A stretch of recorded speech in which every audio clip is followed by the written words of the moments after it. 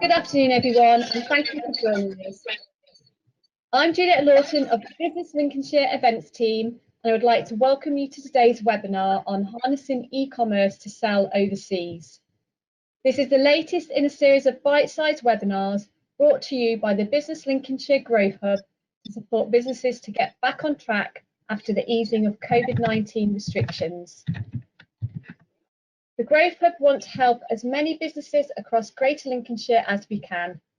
We are continuing to share the latest updates and advice as we receive it to make sure every business is aware of the potential funding, learning opportunities and tailored support that is on offer.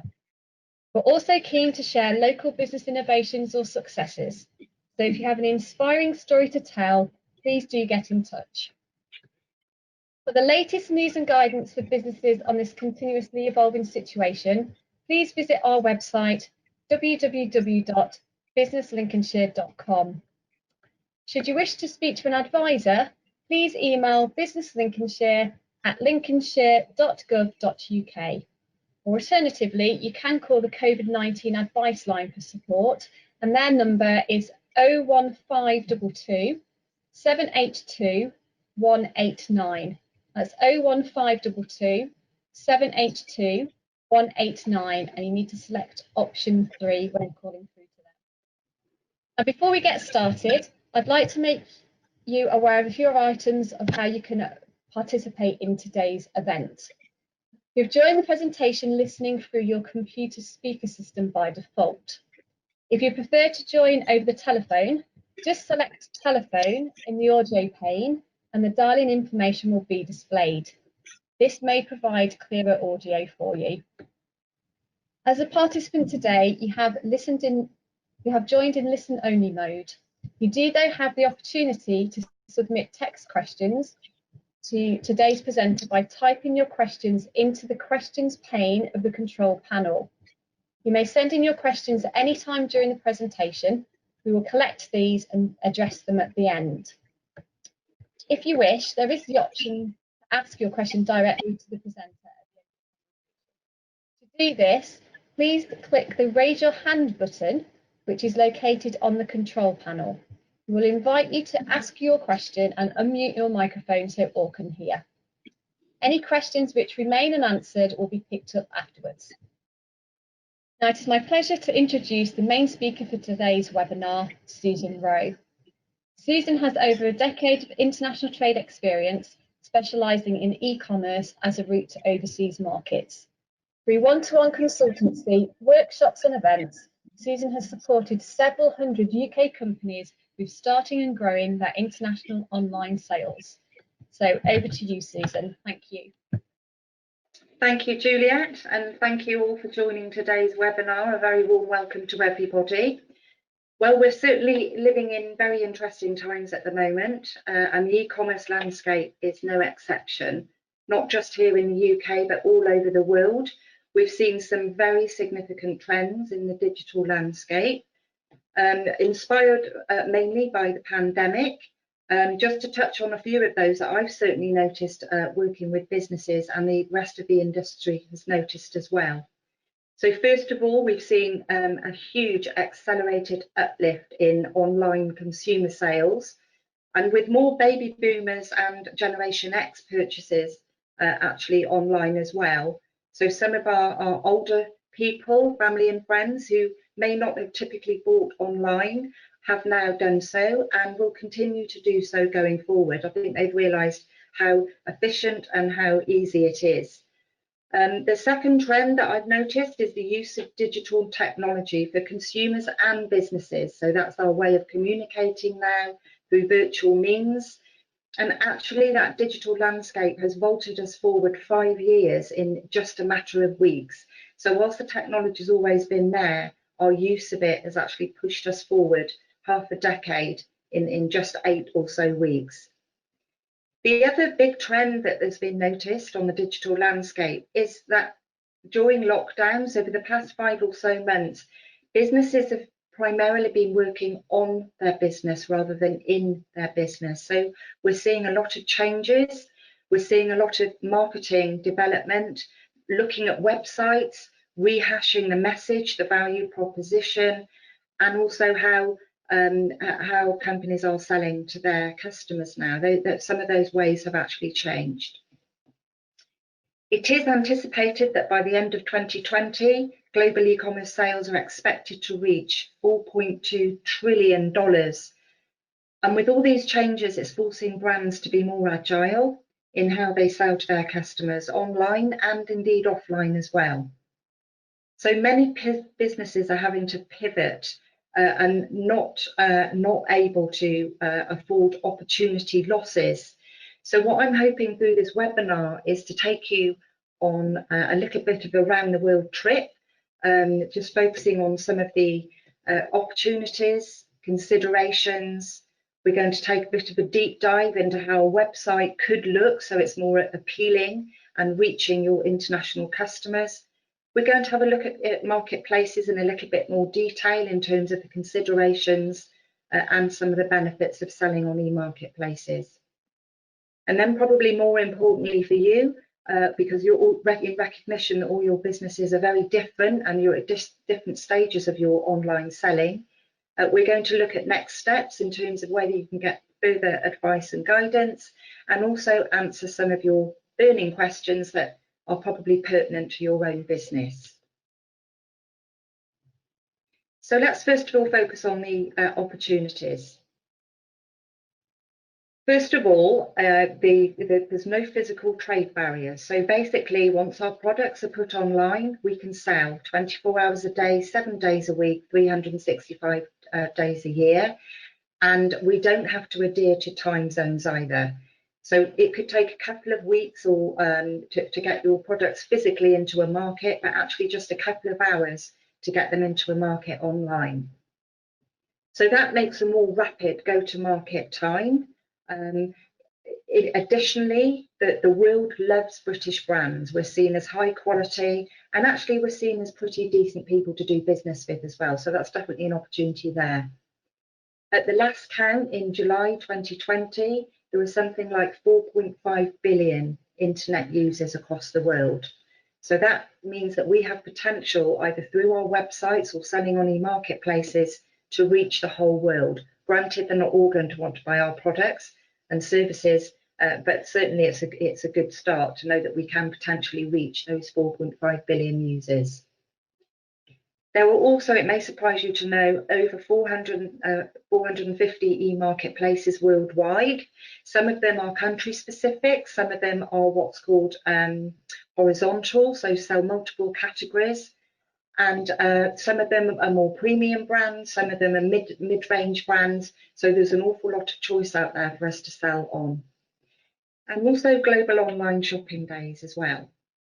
So some of you will no doubt be familiar with all the ones I'm showing here on the left. So Mother's Day, it's important to note that Mother's Day is actually celebrated on a different day depending on the country. So actually there's potential there to sell to gift buyers for Mother's Day in different parts of the world on different days of the year. Valentine's Day as well, that's one of the biggest online sellers. And Black Friday and Cyber Monday, of course, along with Halloween, Teachers' Day, which is relatively new to us, and of course, Christmas Day. The boxes on the right, you might not be so familiar with. I'll just quickly walk you through those. So White Day, that is celebrated in Japan, South Korea, and it's celebrated on the 14th of March every year. So exactly 1 month after Valentine's Day. It's quite interesting, this is, because on Valentine's Day, in those countries, it's typical for the lady to buy the gentleman a gift on Valentine's Day, and then the man has 1 month to return the favour. So he has that until the 14th of March on White Day. And then, of course, there's Diwali, that's celebrated in India, and also the US and Canada. That's also a big online shopping day. Click Frenzy is celebrated in Australia. It takes place twice a year in May and October. And then Singles Day, my favourite of all, because the sales on Single Day, which is a China selling day, actually the revenue from that 1 day of sales exceeds Black Friday and Cyber Monday combined. It is actually the biggest selling day in the world.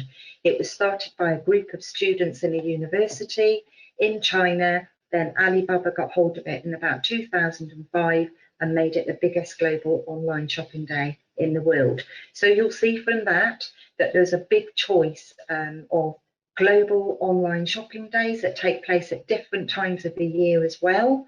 So we can tap into those as online sellers. So let's look at some considerations for selling online overseas. It's important to note that it isn't a one-size-fits-all approach. Some of you may be selling online in the UK, some of you may have dabbled a little bit selling online internationally, perhaps reactively, perhaps some sales have come through your website, perhaps you're on one or two marketplaces. So for those of you who are doing that, you may have already recognised that actually each country has its own way of doing things. There are 195 or so countries in the world.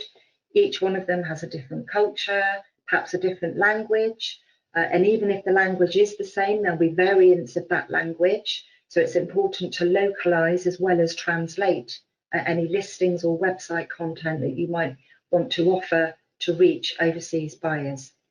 We've also seen lots of tax, VAT obligations that can vary from country to country, even within the EU alone, and the infrastructure as well. So the final mile, so the last mile that gets your product to the customer, that can also be different depending on the country you're wanting to target. In some countries that's really good, in others it's a little bit more difficult and challenging. It's also important to note that the only physical touch point of your product is when the customer receives it and opens it. So the packaging is important, the message that you put inside the box is important, and probably what's most important is that the journey that from browsing to buying on your website or through e-marketplaces has to be absolutely spot on and flawless to make that customer journey the best it can possibly be. Another consideration is that the UK is definitely on the change. We've got the transition that we're cantering through that ends at the end of this year. So there are going to be changes on customs, VAT obligations as well. And also on the upside, we are currently talking with Japan and the US, as you know, on free trade agreements, which is aiming at a more level playing field in terms of customs and tariffs, etc.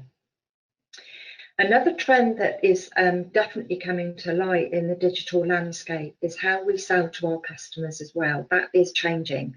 Our customers are expecting a bigger connection with the brand, more of an integration, and personalisation is becoming really key when we're reaching out to our customers, as is visual enhancement as well. So what we've actually seen is AR, augmented reality as well, is coming into the fold in the retail landscape. So where this would typically have been in gaming, it's now coming into the retail sector. Some of the bigger brands like IKEA, Puma, Plimsolls, for example, they're already using augmented reality to help convert their customers into buying their products, and it's actually working really, really well. So brands that are taking advantage of augmented reality will be the brands that satisfy more customers long term. It is also being very, very evident that it's making a big difference in terms of converting browsing to sales. Virtual fitting rooms are also coming into the AR landscape, which is great because it's helping to reduce returns as well. And returns, as we know, for the environment isn't always great. And some countries in the world, actually, they are higher returners than others. Germany is a case in point. We see a much higher return rate in Germany. And hopefully AR further down the line will help reduce this. We also need to be aware that once we expand onto more e-marketplaces globally and perhaps selling through our website, then we need to think of expansion considerations. So that's anything legal. There'll be more legal, regulatory and logistics considerations that we'll need to factor into our roadmap. And finally, I wanted to put this one in, the e-commerce paradox, which is what I call it. So there's been, you know, fast moving technology in the digital landscape, as I've already alluded to. So the you know, enhancement in returns, website technology is actually second to none now.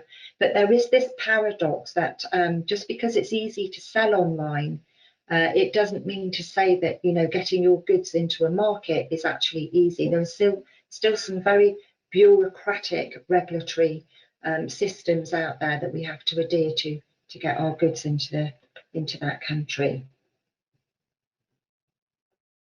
So let's focus a little bit now on e-marketplaces. Now, there's a chance that some of you might already be selling on one or more, domestically even, or even tapping into some of the more international ones. So this would potentially make it the process of expanding internationally easier for you.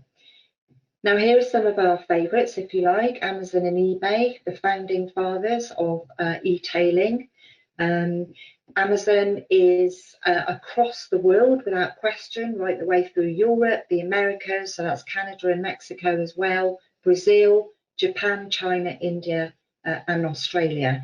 More recently, the Netherlands came on, and so did the UAE, and very soon Sweden's coming along too, which will be the first Nordic country that Amazon has had presence in. So Amazon, as we know, is great for accessing the rest of the world through one, for Europe, for example, you can do that through your UK seller account. Amazon offers several FBA options as well, or fulfilled by Amazon. So quite often all you need to do is send inventory to the UK fulfillment house and they will look after it thereafter, taking it across to Europe and in other parts of the world as well, depending on which Amazon you're listed on. It's also good to know that 50% of Amazon's global sales are actually from smaller businesses. So that is a good for us as SMEs, because we can compete against the big boys on these platforms, not just Amazon, but other ones as well. We do know that Amazon does have strict guidelines compared to other e-marketplaces. They are the most customer-centric e-tailer in the world, bar none. So that makes some barriers a little bit challenging for us as sellers. I've worked with a lot of very successful Amazon sellers. I've also worked with some businesses that have fallen foul of some of Amazon's rules and have been switched off. So it's important that your performance on Amazon is good, as good as it can be. There's lots of support out there. eBay operates in 27 countries. They also have a global shipping program, not as advanced or fulfilled as Amazon's, but even so a very good entry into overseas markets from the UK. I found out recently that Justin Bieber's hair and William Shatner's kidney stone are two products that were actually sold on eBay. That said, Amazon and eBay isn't for every brand. Whilst it's a good sort of testing platform, if you like, some brands do steer clear of these two because their brands are perhaps more premium. So it's just as well, really, that there are at least another 450 marketplaces to choose from to make sure that your brand sits nicely on one or indeed more of those. So I put this slide in. You should be looking at now at the biggest online marketplaces for your e-commerce business. And this really just gives a bird's eye view of some of the most prominent e-marketplaces across the world. And you will see from this that they are indeed right across the world. Some of them, as I said earlier, are country focused, some of them are product category focused, some of them are multi categories, some of them are for handmade only or personalised gifts. So there's a huge choice there. And also a year-round churn. So if your product sells particularly well in the summer in the northern hemisphere, the chances are it's going to sell well in our winter in the southern hemisphere as well.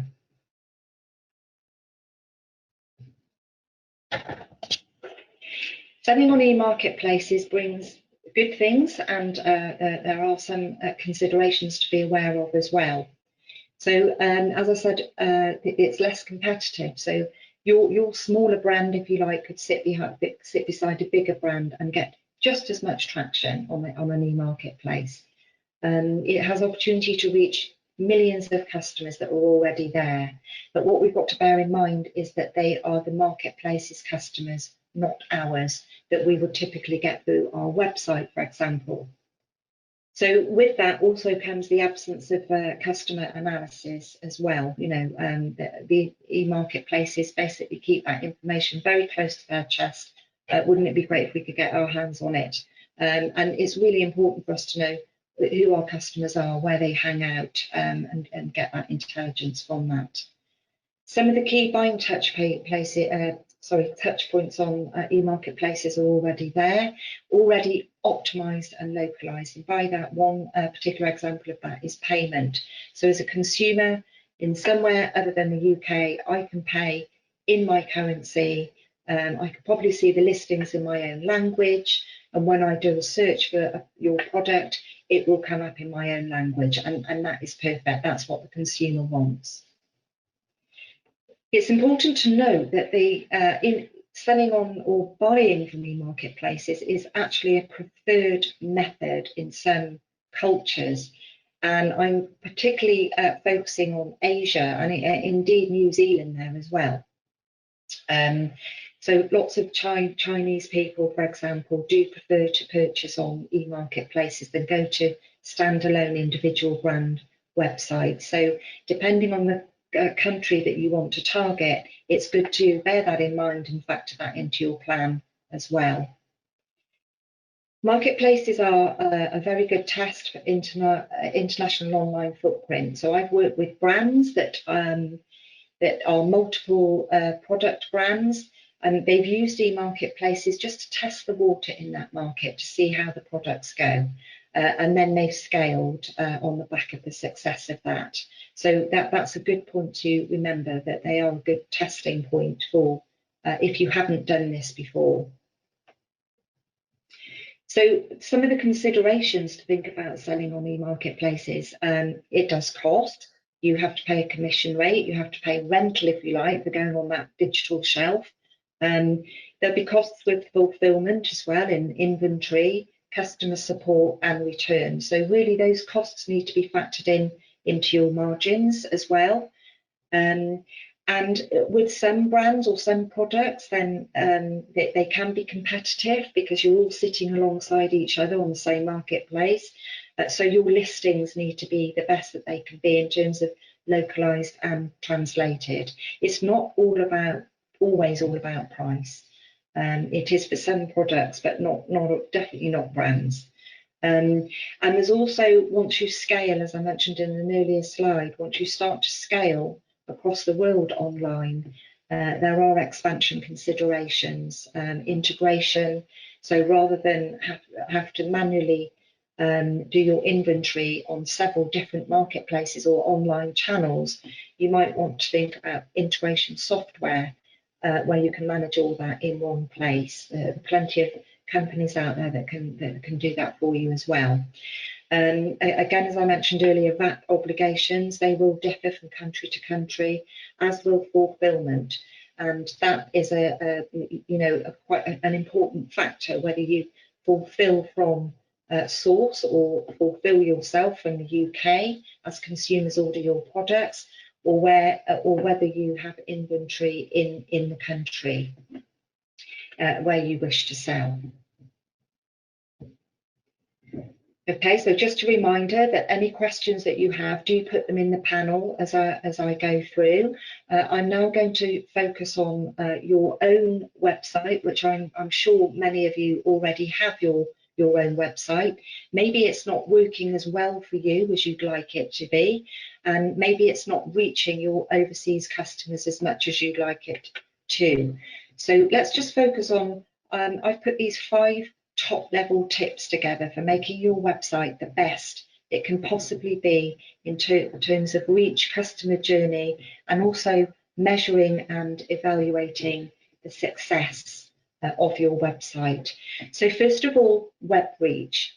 If you're on a .co.uk domain, the chances are you're restricting global traffic because your domain is targeted to the UK. If, however, you have a .com or indeed another top-level domain, there is potential there to structure your website to reach certain markets that you perhaps want to target. So, for example, www.yourcompany.com/FR if you wanted to target France. And then there's a free targeting tool within Google that you can actually target those pages to France. The optimum, and this is what several brands have done, if your sales are going particularly well in one country, you might choose to have a standalone website in that country. So instead of .com/FR, you'll have .FR. So that website is a standalone one, can be hosted in the country, and that gives you a better presence in the search engine results. The next area that I'd like you to think about is the technical best practice. Now, when we think about it, there are two types of visitor that comes to our website. The first is the human, so our customers who ultimately are going to put money in our pockets. And then the second is the search engines. And the search engines crawl across websites every second of every minute of every hour of every day. And they're looking for to make sure your website is secure, to make sure it loads quickly, that you've got good domain authority. So that's what we call technical best practice.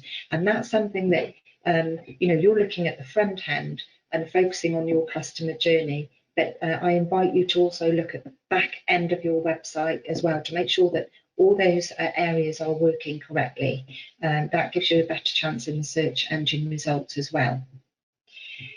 The next area is the customer or user experience from browse to buy. Remember, the only touch point or physical touch point is when your customer gets your product. So that a journey that they have on your website, right from when they land on it to when they leave, has to be absolutely flawless to help those conversions.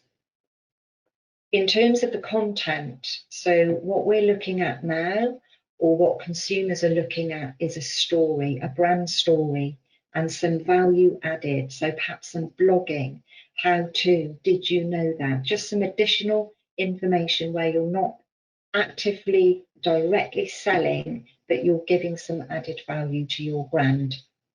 Your proposition needs to be clear and your message needs to be clear and also targeted and localized at the market that you want to go into as well, or you want to attract customers from.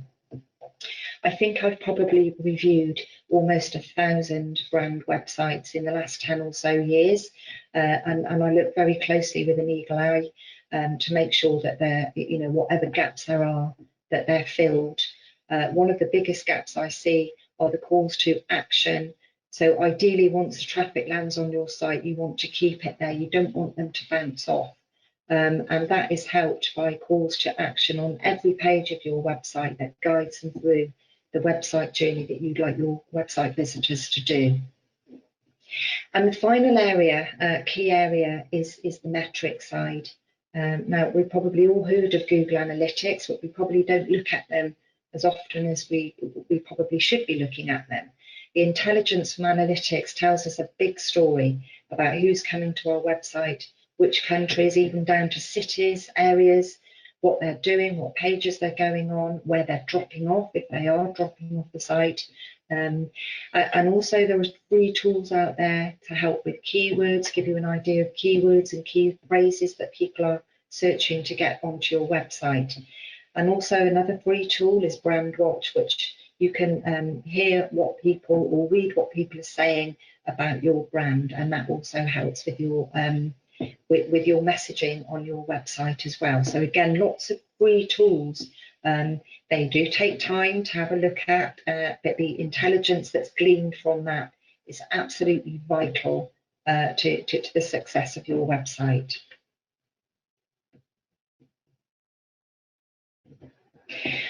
Okay, well, I've kind of cantered through some of the areas of online selling overseas, and to summarise and then go through the next steps. I've put this e-commerce mnemonic together, which I hope sort of helps to as an aid memoir on the points that I've covered. So let's quickly go through that. So E is for establish a plan. Remember, 195 countries, each market's different. What works for one market may not particularly work for another. There will, of course, be synergy there, but there will also be differences that you need to factor into your plan. C is for your connection with customers. So visually, in terms of the personalisation as well, get as close to your customer as you possibly can, because that's not easy to do online. But there are certainly good techniques out there that you could be leveraging to get better connected with your customers. O for optimize, so whether you're selling on e-marketplaces or through your website, the web content, the listings, all need to be localized and optimized for the best possible outcome there. And then M for margins, do allow for additional costs for selling overseas, and make sure that they don't shave too much off your margins. Sometimes it might not be viable for you to sell on certain e-marketplaces or go into certain countries if your margins don't allow. M, of course, is for marketing. Very much focus on your brand and on your story. That is really important. It helps you to get closer to your customer. And then E for engage your customer with visual media. Augmented reality, as I said, that is coming into the retail fold more and more.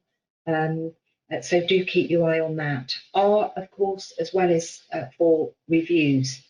People indeed do buy from people, and everyone now who buys online is looking to see what other people have said, not just about your product, but about the experience of getting their hands on your product as well. So make sure that you've got good reviews and that they're always of a high star. C for conversion. So as we said, make the journey from browse to buy as flawless, as easy, as interesting and appealing as possible.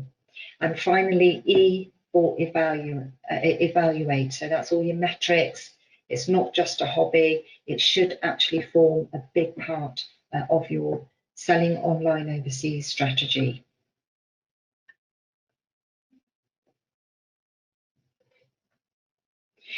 So just as some next steps for you to go to for further support and guidance, for those of you who are not currently working with DIT or Department for International Trade, I would invite you to visit the great.gov.uk website. Not only is there information on the COVID-19 situation and also transition, Brexit transition, but also you can tap into a very large international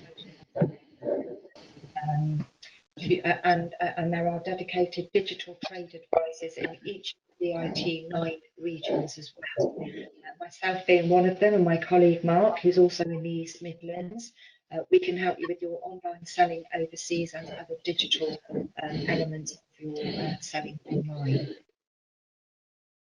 Given the importance of e-exporting or selling online, the DIT have created a separate division or programme called the e-exporting programme. Now, what this allows is for DIT speak with several e-marketplaces to come to some arrangement to make it easier and cost effective for our UK clients and sellers to sell on those marketplaces. Currently, we have agreements in place for about 47 e-marketplaces. I would invite you to go to that link and have a look at that selling online overseas tool. You just put in the nature of your product and the country or countries that you'd like to target, and it will come up with all the e-marketplaces in that country, and then you can go deeper into some of the selling requirements and what they offer, how many customers they have, etc. And finally on that slide, so the businesslincolnshire.com website that Juliet alluded to at the beginning of this presentation, where a lot of further support can be had in the Lincolnshire area, including an export advisor there as well, and some digital advice. Thanks very much for that overview. Definitely lots there for is to consider when looking to start and grow our international sales. It's obviously now got the opportunity to ask you as our expert for today if we've got any queries or comments that we might want to make or any burning issues. So I do invite everybody now to ask any questions, or if you want to raise your hand and ask them directly to Susan, please do that by clicking on the raise your hand button on the control panel. So firstly, I've got a question here. This one is, I've only been selling online overseas reactively with a few overseas sales through my website. What country should I proactively be starting with as a new online exporter? Okay, thanks, Julia. Really good question there. So I'll deal with it in a few different chunks. Can you hear me okay, by the way, before I continue? Yes, you seem to be fine now, Susan. Thank you. Okay, great. So what often happens is that either a website or perhaps selling on somewhere like Amazon or eBay will generate some overseas sales unexpectedly, or what we call reactively. So in terms of what countries should I proactively be starting with, I would first be looking at my metrics and analytics on the website, just to see if the sales are coming through the website, just to see what countries are coming in. I would also undertake some research to see how my product would go down in that country. Is there demand? Is that country easy? That one of the most natural starting points from the UK in terms of selling to overseas would be to start with Europe. First of all, English-speaking countries, so Ireland, Southern Ireland, for example, or the Nordics. But obviously, we need to determine first of all if the products are suitable for those markets. So, in a short answer, or to summarise that answer, I would say undertake some research. You can do that online as well. So just feed in your product description into Google, see where it comes up on the marketplaces, and also very much look at your website analytics to see what countries are coming in more. Okay, that's great. Thank you very much, Susan, for that response there. Another question we've had in, this one is, how do I know if my product is suitable for online sales overseas? We've got any advice there, please? Yeah, okay, well, again, similar answer really. Do certainly undertake the desk research. In certain countries, certain components of a product are actually not accepted. So wood in Australia, for example, if it's an electrical product, then there could be different sort of voltage in certain countries. So in some cases, the product would have to be adapted to, to appeal to that overseas market. Again, the desk research will allow you to see if that product or similar product is selling in that overseas market, and also undertake some market research that DIT does actually offer, I believe, that can research a couple of markets to see how that product is in demand and the ease of that market. Okay, that's great, thank you. Okay, and we've got a question that's just come in now.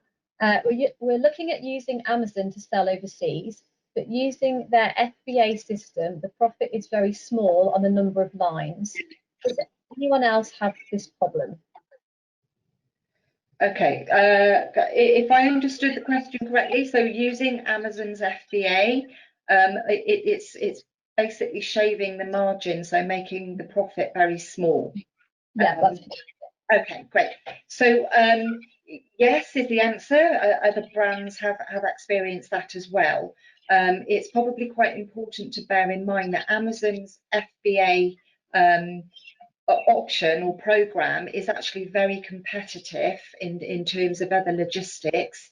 And also it gives opportunity to reach the prime customers as well. So if you're selling on Amazon and not using FBA, you don't have access to the millions of prime customers that FBA allows you that. So it's a double-edged sword, really. Arguably more sales using FBA, and also a competitive pricing structure with other logistics companies. Okay, thank you. Hopefully that answered that question for you there, Mitchell. Is there anything else you want to follow up with? Please do drop that in the questions pane for us. There is one further question that I've got here, and that is, I have several product lines. Do I list all of them on e-marketplaces? Very good question, that one. The short answer is probably not. You might want to use an e-marketplace as a test bed, as I mentioned earlier, just to see how well that product sells on that marketplace. I'll give you an example of that. I was working with a brand who they hand make party leggings for festivals. Fabulous product. Now in the UK, their female leggings sell far much better than their male leggings. So they decided that they were going to sell on the marketplace in the United States. And they sent a box of female and a box of male leggings. And it was actually the male leggings that flew off the shelves. The female ones didn't really sell. So that was a really good testing ground. So with that, they were able to then scale, send more male leggings out to the States. And now the female leggings have caught on because the brand is now recognised in the United States. They have a few products, but they started with that one as their best seller in the UK. Great. Okay, thank you very much for that. That's great. Looks like that's bringing us to the end of the questions now. Any final last minute questions from the audience at all? Just give you a second if there's anything that you want to type through to us. No, looks like that's the end of it. So thank you very much for covering all those questions for us there, Susan. And we will bring this session to a close now. So I'd like to thank you very much for sharing your expertise with us today, Susan, and also thank our listeners for joining us at today's webinar. We would like to advise you that after leaving the session, there will be opportunity to complete a survey on the presentation, and we'd appreciate it if you just take a couple of moments, that's all it takes, to complete the feedback and send that back to us, including any suggestions of topics that you may wish to see delivered in the future webinars. We are continuing to deliver by webinar for the next few months, so we want to make sure that we're offering topics that are most important to businesses. So please do share your comments and thoughts with us there. Just to also let you know, you'll receive a follow-up email within 24 to 48 hours with a link to view a recording of today's webinar. So you can review that back in your own time as you wish. Please do keep an eye on our website for the latest updates during this challenging time. And if you've not already done so, subscribe to the weekly newsletter, which is at www.businesslincolnshire.com. You can do that just there, and you'll get the latest updates every Friday into your inbox. Finally, just to make you aware of the next couple of online webinars and events that we've got coming up that we still have places available for. Next Thursday, the 3rd of September, we've got an innovation showcase on how Lincolnshire businesses are embracing digital technology. So quite an interesting session there. We've got 3 case study companies who are sharing their experiences of what they brought into their business to help them grow, how they've done that and the journeys that they've been on. So please do join us to listen into that. And then following that, on Wednesday the 9th of September, it's one of our digital 2-part interactive masterclasses, and this is going to be focusing on powerful PR, and that is a 2-part, as I said. So the second part is taking place on Wednesday the 16th of September. So if that's of interest, or the innovation showcase, please do go to the Business Lincolnshire website, located under the events menu. You'll find those listed there, along with a whole host of other webinars which may be of more interest to you if those particular topics aren't what you're looking for right at the moment. Okay, so that brings us to the end. Thank you very much for joining us on behalf of Business Lincolnshire and our presenter today, Susan. Thank you, and we hope you enjoy the rest of your day. Thank you very much.